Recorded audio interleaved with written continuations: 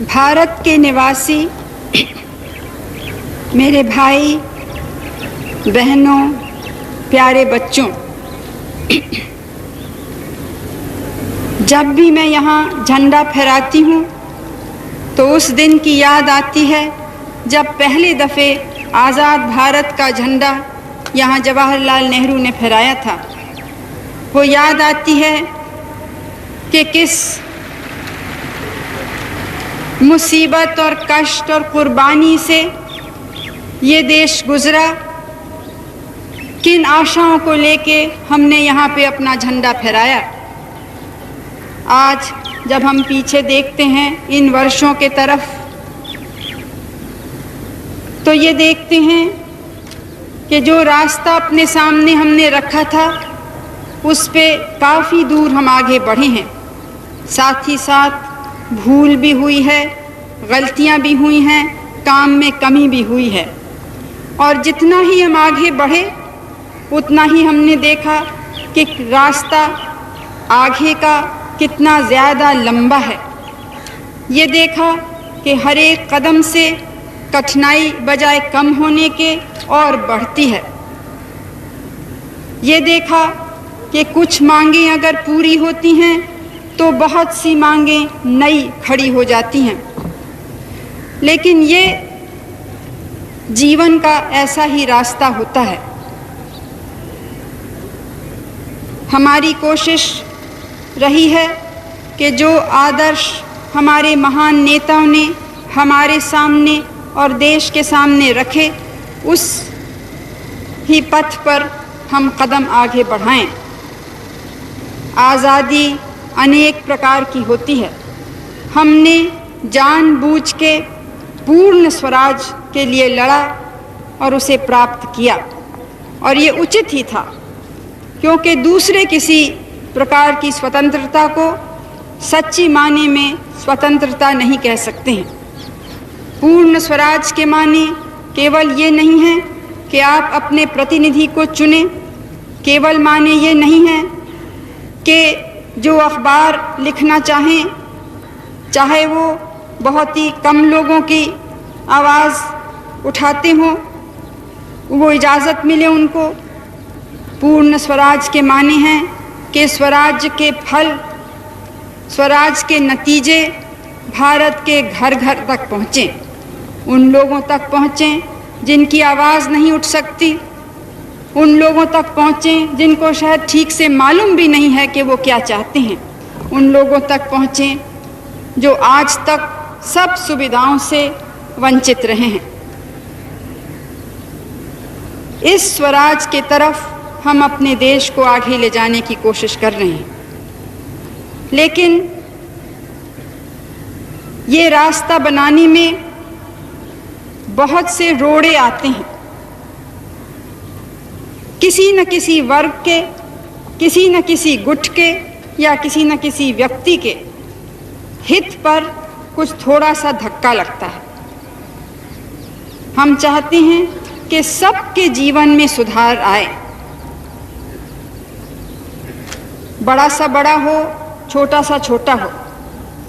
लेकिन अगर आप सोचें तो आपको खुद यह महसूस होगा कि जिसके पास आज भी है उसको अगर और ज़्यादा मिलता जाता है तो जिसके पास नहीं है उसको कैसे कुछ मिल सकेगा।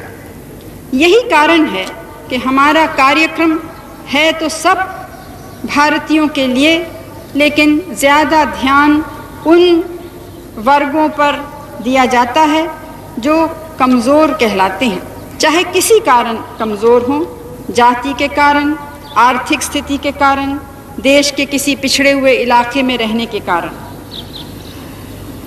तो हर कदम पे किसी न किसी से टक्कर खानी होती है। वो टक्कर हमने खाई, लेकिन हमने अपने पैर डगमगाने नहीं दिए। और आज मुझे खुशी होती है ये कह के कि इस पिछले वर्ष में कितनी उन्नति हमारी देश ने की है। एक कार्यक्रम हमने जनता के सामने रखा, उसमें कुछ सरकार के कर्तव्य थे और कुछ जनता के कर्तव्य थे। क्योंकि एक नया अनुशासन आया, क्योंकि एक नई भावना, आशा की, उम्मीद की जनता के दिलों में उत्पन्न हुई, तो सब ने इस कार्य में सहयोग दिया। मैं ये नहीं कहती हूँ कि वो कार्य पूरा हो गया या जितना हम समझते थे, जितना हम चाहते थे वो भी पूरा हुआ, ऐसा नहीं हुआ है। लेकिन तब भी ठोस जोरदार कदम आगे बढ़े हैं और काम चालू है। सब जगह बराबर का नहीं है। जहाँ भी जनता जागरूक है, जहाँ के कार्यकर्ता मजबूत हैं, वहाँ पे वो काम और तेज़ी से आगे बढ़ा है। आप सबको तो मालूम है कि उत्पादन कितना बढ़ा, करीब करीब 7% हमारी देश की उन्नति हुई है। इसी प्रकार से जो हमें गरीबों को घर देने का कार्यक्रम था, 70 लाख परिवारों को घर मिले हैं। बिजली बहुत बढ़ी है, 2000 मेगावाट से। सिंचाई का कार्यक्रम तेजी से बढ़ा है और हमारी आशा है कि और तेजी से बढ़ेगा। जमीन सुधार का कार्यक्रम भी जितना हम चाहते थे उतना अभी भी नहीं हुआ। ये कोई नया कार्यक्रम नहीं है, बहुत पुराना है। लेकिन जब भी ये इसको हाथ में लेते हैं तो जहाँ पे ज़मीन का बंटवारा होता है वहाँ पे नए प्रश्न उठ खड़े होते हैं। और क्योंकि दूर दूर जगह हैं, सब जगह आँख भी नहीं पहुँच सकती और ठीक से उसकी खबर लोग समय पे नहीं देते हैं, तो बहुत सी गलतियाँ भी होती हैं। ये सब मुझे मालूम है और इसीलिए हर साल यहाँ और जहाँ भी मैं बोलती हूँ, मैं इसी बात पे जोर देती हूँ कि जब तक जनता, चाहे वो मज़दूर हो, चाहे वो गरीब हो या कोई और नागरिक हो, जब तक वो स्वयं इसको हाथ में नहीं लेंगे कि जहाँ भी अन्याय है उसके तरफ ध्यान दिलाएं और केवल शिकायत के रूप से नहीं, लेकिन सुझाव दिलाएं कि ये यहाँ पे गलती हुई है, इस प्रकार से हम और आप मिल के इस गलती को सुधार सकते हैं। ये भावना थोड़ी बहुत बढ़ी है। हम कह सकते हैं कि पिछले साल में जो जनता का सहयोग मिला, जो जनता में जागृति आई, वो पहले से कहीं ज़्यादा था। लेकिन मैं ये नहीं कहना चाहती हूँ कि पहले कभी काम नहीं हुआ। अगर पहले बहुत मजबूत बुनियाद इस देश की उद्योग और कृषि के कार्य की नहीं डाली गई होती तो ये उन्नति हम इस पिछले वर्ष में नहीं कर सकते। साथ ही ये भी सच है कि वो बुनियाद होते हुए भी अगर अनुशासन नहीं आता, अगर जनता के दिल में ये सहायता की भावना नहीं आती, तो कितनी भी मजबूत बुनियाद लगी उस पे हम एक सुंदर भारत नहीं बना सकते। आपको याद होगा कि उसके पहले कितनी अनुशासनहीनता हो रही थी, चाहे स्कूल और कॉलेज में, चाहे कारखानों में, चाहे हमारे शहरों की सड़कों पे।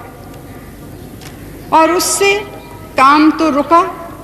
एक आर्थिक कठिनाई के ज़माने में आवश्यक वस्तुओं की जब पहले से कमी थी तो वो कमी और बढ़ी, क्योंकि उत्पादन रुक गया, क्योंकि सब तरफ हड़ताल के नारे उठे, क्रांति के नारे उठे। अब आपको मालूम है कि हम भी क्रांति में विश्वास करते हैं। गांधी जी ने, मैं मानती हूँ कि वो सबसे बड़े क्रांतिकारी इस देश के थे, लेकिन उनकी क्रांति का रास्ता था अहिंसा का रास्ता, मैत्री का रास्ता, शांति का रास्ता।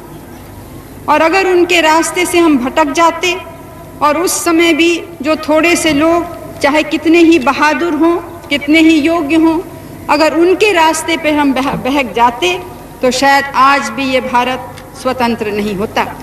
लेकिन क्योंकि हम गांधी जी के रास्ते पे पैर टिका के आगे बढ़े तो हमने इस देश को स्वतंत्र बनाया, हमने लोकतंत्र की नींव डाली, हमने उद्योगीकरण तेज़ी से चलाया और हर प्रकार से देश की मजबूती और शक्ति को बढ़ाया है।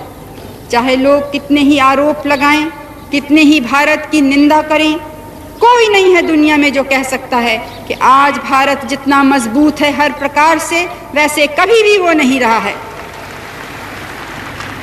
और कोई ये नहीं कह सकता कि बिना इस ताकत के भारत आगे बढ़ सकता है। कोई नहीं कह सकता कि बिना ताकतवर हुए हम या अपना उद्योग बढ़ा सकेंगे या जनता को कुछ सुख और आराम दे सकेंगे। हम समझे थे कि एक दफ़े आज़ादी की लड़ाई लड़ी तो हमेशा के लिए हम आज़ाद हो गए, लेकिन हम क्या देखते हैं कि चाहे कभी कभी तो फौजी हमले भी होते हैं, लेकिन उससे भी ख़तरनाक है जो गुप्त तौर से हमले होते हैं, जो दिखलाई नहीं देते हैं। अब ये आवाज़ें पहले भी हम देख रहे थे, सुन रहे थे, लेकिन इस पिछले वर्ष में बहुत सी आवाज़ें खुले तौर से निकली हैं।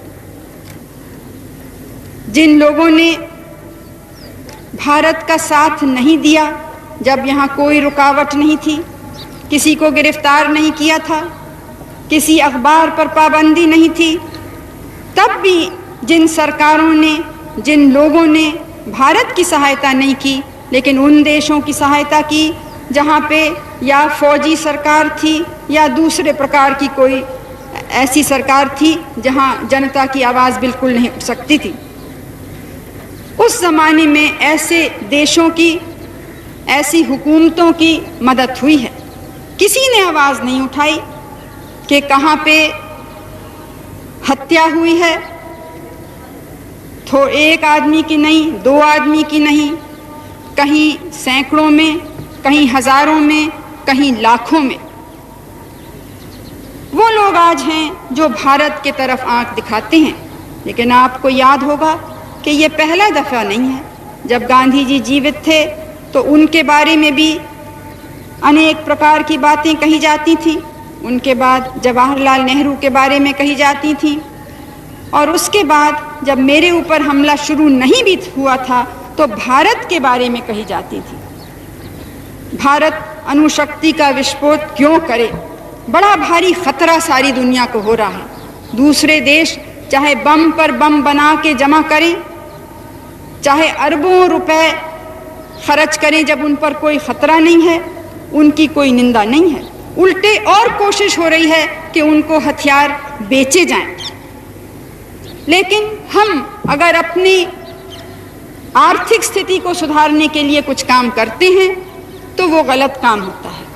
जब हमने इस्पात का काम शुरू किया तो ये कहा गया कि गरीब देश में, जहाँ गांव में इतनी कठिनाई है, वहाँ उस देश को इस्पात और लोहे की क्या आवश्यकता है। अब आप जानते हैं कि किसी भी आधुनिक देश की बुनियाद है इस्पात। किसान की ज़रूरतें पूरी होती हैं, कारखानों की ज़रूरतें पूरी होती हैं, और हज़ार तरीक़े से साधारण जनता की मांगें उससे पूरी होती हैं। आज ये सब काम, ये बुनियाद, ये नींव अगर जवाहरलाल नेहरू ने नहीं डाला होता तो हम सब तरफ भीख मांगते होते। लेकिन आज बहुत सी चीज़ों को आज भी ज़रूरत है, तब भी हम भीख किसी से नहीं मांगते। कुछ ही साल पहले लोग कहते थे कि भारत अपनी जनता को कभी भी नहीं खिला सकेगा, लेकिन आपको मालूम है कि 12 करोड़ टन पैदा हुआ है। और इस साल हमारी कठिनाई ये नहीं थी कि अनाज नहीं है, ये कठिनाई थी कि उसको रखें कैसे, कहाँ पे रखें। तो ये सच है कि अच्छी वर्षा हुई, लेकिन ये भी सच है कि अगर सरकारी सहायता नहीं मिलती और अगर हमारे मेहनती किसान भाई वो सहायता लेने को और नए तरीक़ों को अपनाने के लिए तैयार नहीं होते तो ये उत्पादन नहीं हो सकता था। कुछ जगहें वर्षा की कमी हुई है, सूखा पड़ा है, विशेष करके दक्षिण में, तमिलनाडु में और दूसरी जगहें, और कुछ जगहें ज़रूरत से ज़्यादा वर्षा हो रही है। तो हमारे किसानों को इससे भारी कष्ट है और मेरी पूरी सहानुभूति उनके साथ है। लेकिन हमको मालूम है कि इसका वो सामना करेंगे। हमको मालूम है कि जैसे वो मजबूत हो रहे हैं, उनको नई जानकारी, विज्ञान और टेक्निकी द्वारा उनकी ताकत हम बढ़ा रहे हैं, तो इन सब चीज़ों का भी वो सामना कर सकेंगे।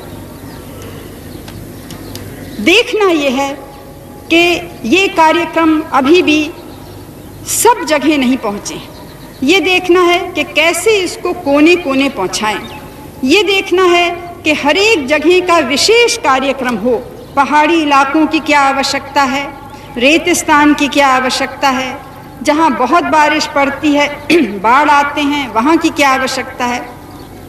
इस प्रकार से हमारी योजनाएं बनेंगी। इस प्रकार से हर एक अपने अपने क्षेत्र में सोचेगा। ये नहीं कि सब कहें कि इस्पात का कारखाना हो जाए या कोई और बड़ा कारखाना हो जाए, लेकिन जो सामान हमारे पास है उसका कैसे पूरा पूरा उपयोग किया जाए, ये भावना जब हम फैला सकेंगे तब और तेज़ी से हमारा देश और हमारी जनता बढ़ सकेगी। इस साल हमारे सार्वजनिक क्षेत्र के जो कारखाने हैं, जिनकी बड़ी निंदा हमारे समाचार पत्रों में होती थी, हमारे बड़े बड़े उद्योगपति हमेशा करते थे कि सरकार से तो कारखाने चल ही नहीं सकते, इसमें तो नुकसान ही नुकसान है। हमने देखा कि उनमें से बहुत सौ ने अब मुनाफा किया है और उनका उत्पादन बहुत बढ़ा है। जो वृद्धि हुई है हमारे उत्पादन में, वो इन्हीं सार्वजनिक क्षेत्र के कारखानों के द्वारा हुई है। और हमारी पूरी आशा है कि जो थोड़े से हैं, जहाँ का काम अभी संतोषजनक नहीं है, वो भी अब तेज़ी से अपना काम सुधारेंगे। पूरी इसकी कोशिश हो रही है। तो हर समय हर तरफ हमको देखना है, और ये तब होगा जब प्रत्येक नागरिक अपने कर्तव्य को समझे। मैं अपने मजदूर भाइयों और बहनों को बधाई देना चाहती हूँ, क्योंकि उनके काम से ये सुधार और ये वृद्धि हुई है। कुछ घंटे बाद आज ही शाम को मैं यहाँ से श्रीलंका जा रही हूँ।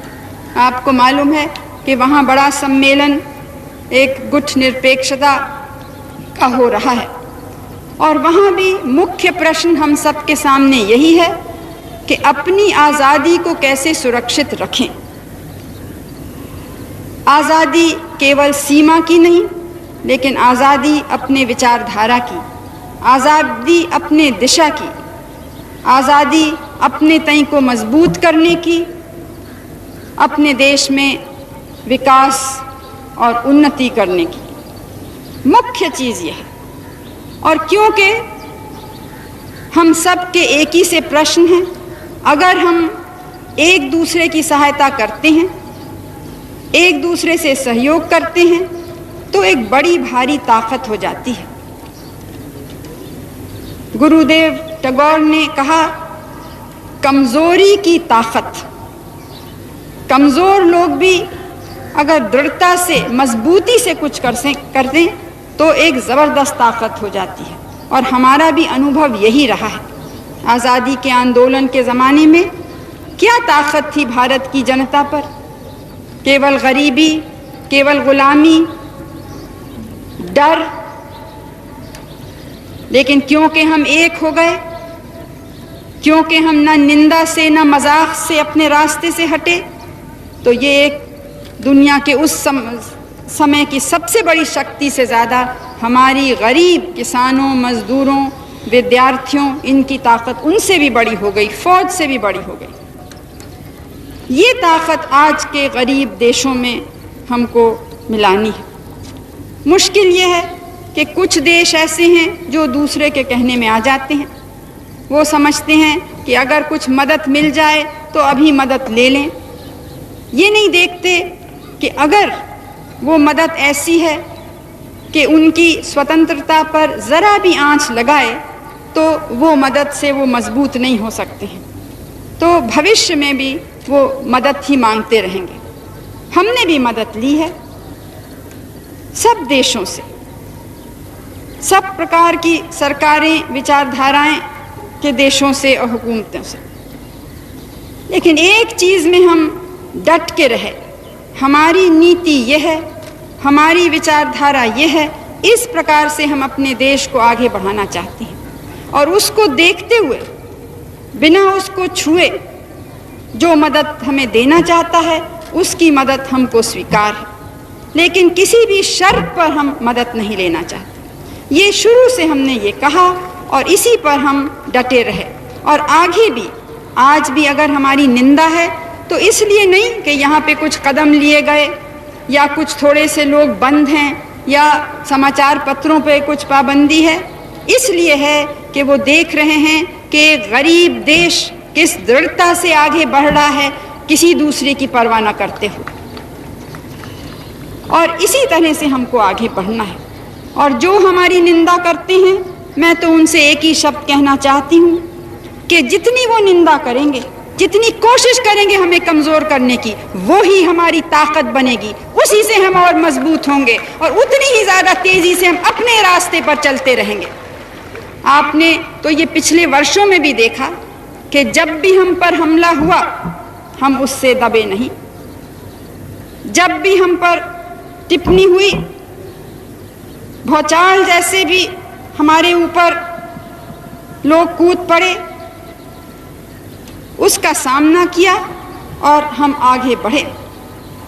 यह देश, भारत का इतिहास एक संघर्ष का इतिहास रहा है, मुसीबतों का इतिहास रहा है। और ये हमारा भारत एक सहनशीलता का देश रहा है, शांति का देश रहा है। लेकिन साथ साथ ये याद रखें कि वीरता का देश रहा है, दृढ़ता का देश रहा है, आदर्शों का देश रहा है। और आज प्रत्येक नागरिक को ये हमारा इतिहास याद रखना है, ये सोचना है कि नए भारत के वो प्रतिनिधि हैं, नए भारत के वो प्रतीक हैं, नए भारत के वो चिन्ह हैं। चाहे हमारे होनहार बच्चे हों, चाहे बड़े, चाहे बूढ़े, ये जिम्मेदारी हर एक के कंधों पे है। और हर एक अगर इन बातों को समझने की कोशिश करेगा, कौन प्रशंसा करता है, कौन बुराई करता है, ये सब जीवन में बहुत छोटी सी बातें हैं। प्रश्न हमारे सामने एक ही है, किस रास्ते पर हम आगे देश को ले जा सकते हैं, किसी को अच्छा लगे या किसी को बुरा लगे, इस दृष्टिकोण से हमको आगे बढ़ना है। अगर हमारे सुंदर बच्चे ठीक से नहीं पढ़ेंगे, खेल कूद में रुचि नहीं लेंगे, तो उनका न शरीर मजबूत हो सकता है, न उनका मन मजबूत हो सकता है। और ये अगर युवा पीढ़ी मजबूत नहीं हुई, अगर ये रचनात्मक कार्य में नहीं पड़ी, अगर इनमें देश का प्रेम, देशभक्ति नहीं हुई, तो फिर ये सबसे बड़ी कमजोरी, सबसे बड़ी हानि देश की होगी। फौजें देश की सीमा को सुरक्षित रखती हैं और हम सबको कारण है कि हम अपनी सेनाओं पे गौरव करें। लेकिन सेना तब बहादुरी से लड़ सकती है अगर उसके पीछे एक बहादुर, मजबूत देश रहे। तो आज जो दिन है कि हम अपने इतिहास को देखें और साथ ही साथ अपने भविष्य को देखें, तो हम ये निर्णय करें कि देश किस दिशा में जाएगा, कितना मजबूत होगा, कितना प्रगति करेगा। ये किसी दूसरे की जिम्मेदारी नहीं है, ये किसी दूसरे के मदद से नहीं होगा। ये हमें अपने हाथ और पैर से, अपने दिल की मजबूती से, अपने दिमाग की तेज़ी से हम सबको, आपको और हमको मिल के करना है। और ये भावना अगर होगी तो इस भारत को कभी कोई पीछे नहीं हटा सकता। मुझे पूरा विश्वास है कि ये जो थोड़ा सा अनुशासन आया, इसको हम और अपनी शक्ति से बढ़ा सकेंगे। कुछ चर्चा चलता है कि यहाँ जो आपातकाल की घोषणा हुई, ये कब वापस ली जाएगी। ये कोई नहीं देखता कि कई महीनों से ढील दी जा रही है और ढील का नतीजा क्या हुआ। क्या जो लोग छूटे हैं उन्होंने ज़रा भी ये कबूल किया कि हिंसा और इस प्रकार के आंदोलन से, काम रोकने से देश की हानि होती है, या वो उसी रास्ते पे आज भी चलने को तुले हुए हैं? ये प्रश्न हमको पूछना है। हमारे हाथ में नहीं है कि क्या होगा, ये उन लोगों के हाथ में है जो देश को तोड़ने में लगे थे, देश में अनुशासनहीनता फैलाने में लगे थे, जो ऐसे गुटों को और व्यक्तियों को प्रोत्साहन दे रहे थे जिन्होंने कभी भी न लोकतंत्र में विश्वास रखा है, ना जिस प्रकार की स्वतंत्रता में हम विश्वास करते हैं, या गुट निरपेक्षता में विश्वास करते हैं, या सांप्रदायिकता से लड़ने में विश्वास करते हैं, जिन्होंने कभी भी इन विचारधाराओं से सहमत नहीं रहे, उनको इन आंदोलनों ने प्रोत्साहन दिया था। तो हमको ये देखना है कि जब हम आगे बढ़ रहे हैं, जब बहुत बरसों बाद पहले दफे गरीबों के लिए कार्यक्रम आरंभ हुए हैं और सफलता से आगे बढ़ रहे हैं, चाहे जितनी तेजी से हम चाहें उतने नहीं हैं। इतने बड़े देश में, कोटि कोटि की जनता में अगर 70 लाख परिवार के लिए घर मिले तो बहुत छोटा है, लेकिन जहां एक को भी पहले नहीं था तो 70 लाख बड़ा भी है। इसी प्रकार अगर हम कहें कि नहीं वो 70 लाख भी नहीं चाहिए तो फिर दूसरे लोगों को कैसे मिलेगा? तो ये समय है जब इन चीज़ों पे गहराई से हमको विचार करना है। हम नहीं चाहते कि सरकार के तरफ से या किसी संस्था के तरफ से जोर हो, और ना हमने इसकी कोशिश भी की है। हम चाहते हैं कि हर एक अपने दिल से सोच के अनुशासन, देश सेवा, इस सब में लगे। आप सबको तो मालूम है कि गांधी जी हमेशा कहते थे कि कोई अधिकार नहीं है जो कर्तव्य से नहीं निकलता है। उस प्रकार के अधिकार आएंगे अपना कर्तव्य समझ के, तब सच्चा लोकतंत्र आ सकेगा। एक लोकतंत्र जिसमें गरीब से गरीब की आवाज़ सुनाई जाए, जिसमें कोई भी जने केवल अपने आर्थिक या सामाजिक बलबूते के कारण दूसरों पे हावी न हो, जिसमें हर एक जाने कि अगर हमारे अधिकार हैं तो हमारे जो गरीब भाई और बहन हैं, जो पिछड़े गरीब भाई और बहन हैं, उनके भी अधिकार हैं, और जहां हम अपने अधिकारों के लिए लड़ना है उतना ही उनके अधिकारों के लिए लड़ना है। ये भावना आएगी तब अधिकार सबको मिल सकते हैं। जब तक हम सोचते हैं कि कुछ लोगों को अधिकार मिलने चाहिए, कुछ लोगों की आवाज़ें उठनी चाहिए, दूसरों का चाहे कुछ भी हो, ये इसी तरह से हमने अपनी आज़ादी खोई थी, और इस भूल में हमको फिर से नहीं पड़ना है। तो मैं यही आपसे कहूँगी कि हम याद रखें कि ये भारत जो बलिदान की भूमि है, आज उस प्रकार का बलिदान नहीं चाहिए। आज हिम्मत चाहिए कि हम हिम्मत से, दृढ़ता से जिएं, एक नया जीवन बनाएं अपने देश के लिए। और अगर इस महान कार्य में सब लगेंगे तो हम अपने देश को बहुत ऊंचा उठा सकेंगे। और याद रखिए कि देश के माने धरती या पेड़ या पहाड़ नहीं है, वो कि उनसे भी हम प्रेम करते हैं और उनको हम सुंदर बनाने में, सुधारने में लगे हैं। लेकिन जब देश कहते हैं तो ये इस देश की कोटि कोटि जनता है, उसको ऊपर उठाना है, उनके घरों में सुख और आराम पहुंचाना है, उनके बच्चों को हर प्रकार का सौंदर्य हमको देना है। इस महान यात्रा में हमारे संग आप कदम से कदम, कंधे से कंधे मिलके चलें, यही आज के दिन मेरी आप सबसे कामना है। आपको मैं इस दिन की मुबारक देती हूँ और भविष्य के लिए शुभकामनाएं देती हूँ। मेरे संग मिलके सब बच्चे, बड़े, बूढ़े, नौजवान जय हिंद अब बोलेंगे। जय हिंद, जय हिंद, जय हिंद। बोलो भारत।